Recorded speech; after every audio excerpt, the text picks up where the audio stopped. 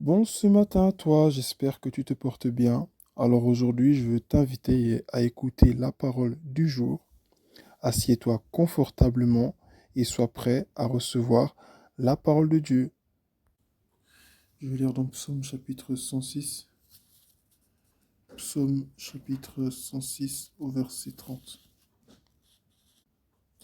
Amen. Il est écrit, Phinées s'est levé pour intervenir et le fléau s'est arrêté. Phinées s'est levé pour intervenir et le fléau s'est arrêté. Alors, ici, nous voyons qu'il y a un homme que Dieu avait choisi, certainement, et qui s'est levé. Et quand il s'est levé, le fléau qui était sur le peuple s'est arrêté. En fait, il est écrit au verset précédent, au verset 28 et au verset 29, ils se sont attachés au Dieu Baal-Péor. Ils ont mangé des sacrifices offerts à des morts. Ils ont offensé l'Éternel par leurs agissements, et un fléau a éclaté parmi eux. Phinées s'est levé pour intervenir, et le fléau s'est arrêté.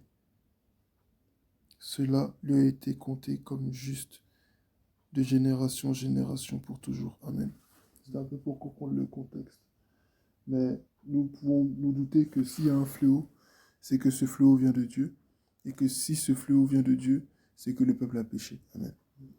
Lorsque le peuple pêche, lorsque nous avons des amis autour de nous qui sont dans le péché, qui font des choses mauvaises, notre rôle est de prier pour eux. Notre rôle est d'intercéder pour eux. Notre rôle est de les apporter entre les mains du Seigneur.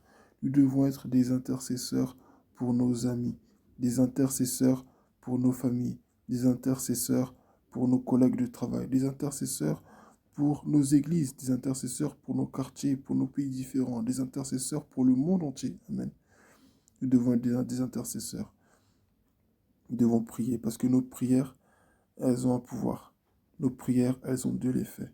Et nous devons y croire. Amen. Amen. Que son nom soit béni. Merci à toi d'avoir écouté le message du jour. N'oublie pas d'être un intercesseur pour ton entourage. Et très bonne journée.